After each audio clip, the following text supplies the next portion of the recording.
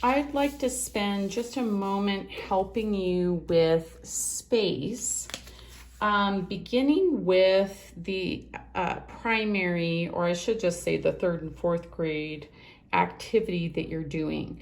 Space, these are different tricks basically that can help create the illusion of there being space on just a two-dimensional surface. And so one is adding horizon line kind of back in the background of the picture where the sky meets the land or the water. Second is size. When objects are closer, they appear larger. So you can see the big frog up here. If the frog hops away toward the horizon, the froggy appears smaller and smaller as it goes back, not because it's actually smaller, it just appears smaller the further away it gets. Placement kind of goes with that same idea. Things up close, large, appear closer to you. And then also overlapping our objects can help create the illusion of one being in front of or behind the other. So your job for this one is to create a drawing that uses some of these tricks. So I'm going to guide you in just a little bitty one that you could use to help you complete this activity. So if you have a note card or a piece of paper, you can even use the back of the paper because we're just practicing for this.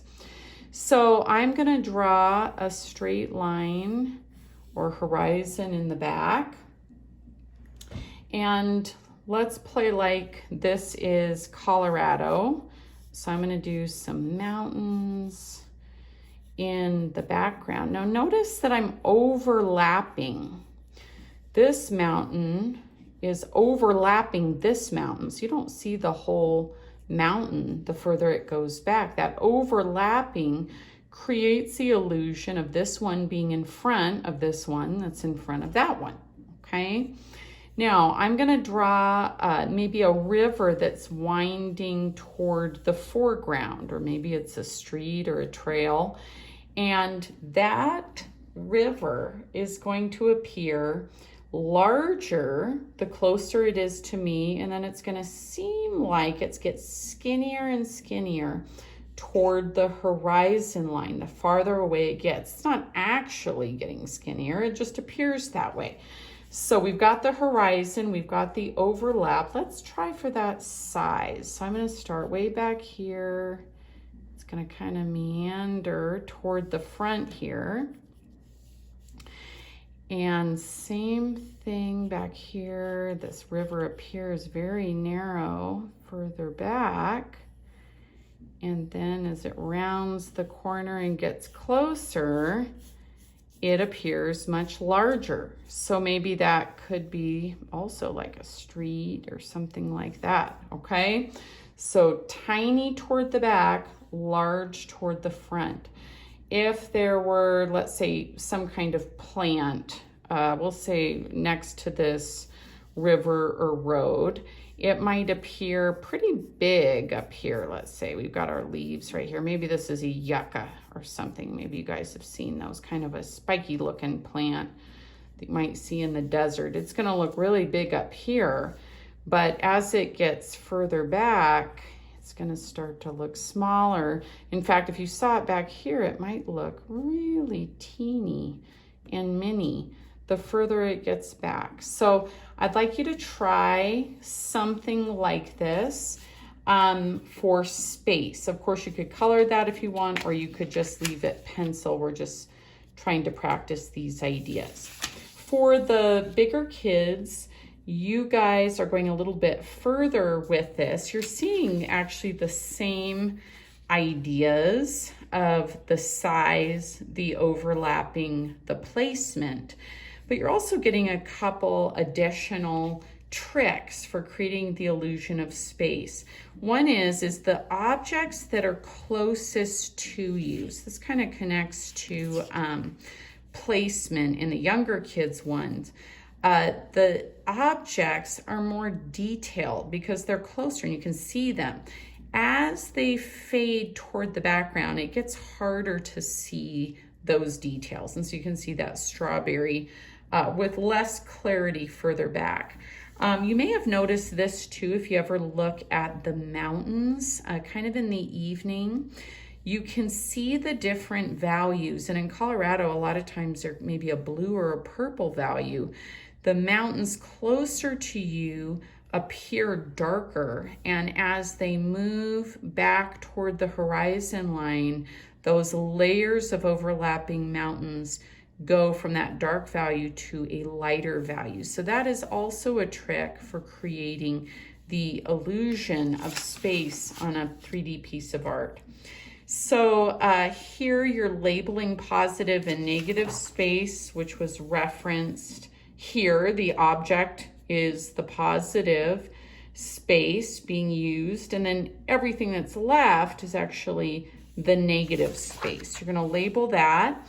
You too are going to draw a little landscape or something that uses 3 techniques. If it helps, you could certainly just use this that I created with the younger kids, that same idea, and make modifications for yourself here.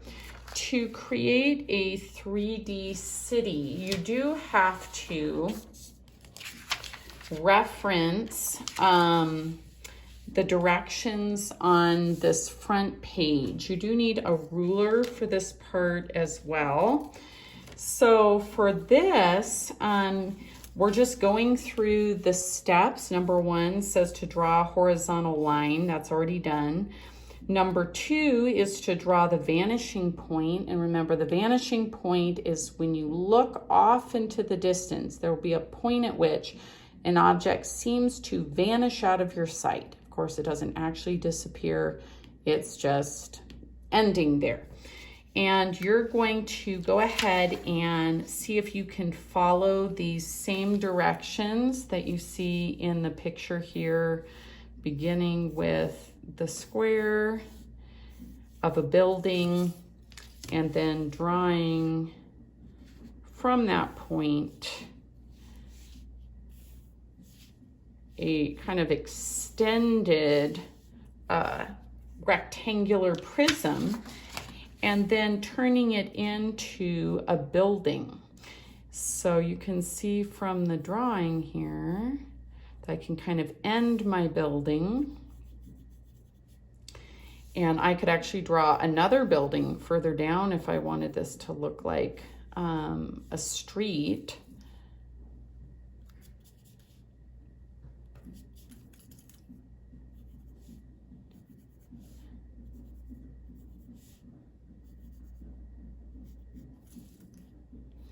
So now I've got 2 little buildings here. You could just do the one and stop there.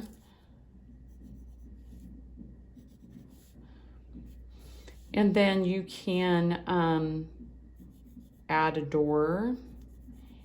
And the only thing you have to remember is that these lines going back toward the vanishing point are gonna match. You could draw something here. Maybe this is got like a doorway, like an arch or something. I could draw that here. So you can just play around with this. See if you can get just the basic box shape drawn according to their directions. Okay, hopefully that helped.